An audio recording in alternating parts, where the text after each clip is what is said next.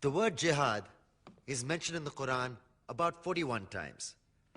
The words mercy, peace, and compassion are mentioned about 355 times.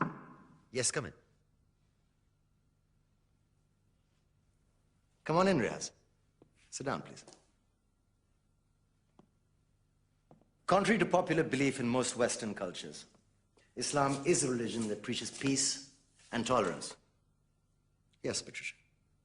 If Islam truly is a religion that preaches peace, then how come the world's most troubled spots, the West Bank, Afghanistan, Pakistan, Iraq, they're all plagued with Islamic terrorism? Well, that depends on your definition of terrorism. Some might argue that the U.S. invasions of countries like Iraq and Afghanistan are also acts of terrorism. No, those were acts of war to get rid of despotic regimes. Or a means of getting at a country's oil. Conspiracy theories.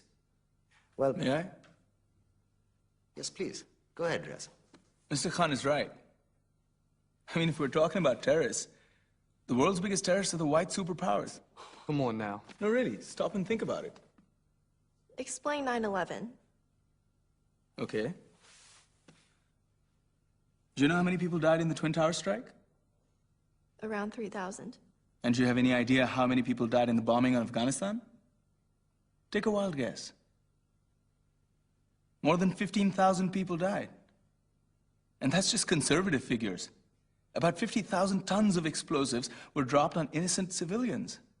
Men, women, children. Yeah, but that was because of the Taliban. Now that you brought it up, did you know that the Taliban was a creation of the CIA to fight the Russians? Whatever. They were still harboring terrorists. Yeah, right. Terrorists that were never found.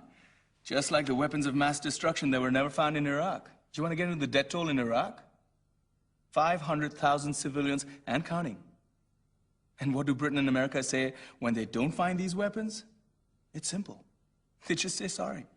And still refuse to relinquish control of these countries. What are you trying to say? What I'm trying to say is that just because you're American, wear a fancy suit, and call yourself the president, doesn't make you any less of a terrorist. I'm saying that if you don't stop meddling in other people's countries, you will face a backlash. If Muslims like you feel that way, then why don't you get out of our country? We will.